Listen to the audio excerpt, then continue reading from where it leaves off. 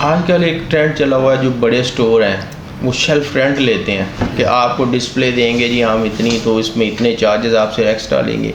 इसको कैसे समझते हैं कि ये तो एक टफ नहीं हो जाता एक सप्लायर के लिए कि उनको तो बड़ा एक बहुत बड़ा अलमिया है हमारा LMTs वाले। अब इस वक्त मोस्टली लाहौर की मैं बात कर रहा हूँ, यकीन करें ना साहब के LMTs वाले अपना रेंट, अपने लड़कों की सैलरीज और बाकी एक्सपेंस यहीं से ले लेते हैं कंपनी से।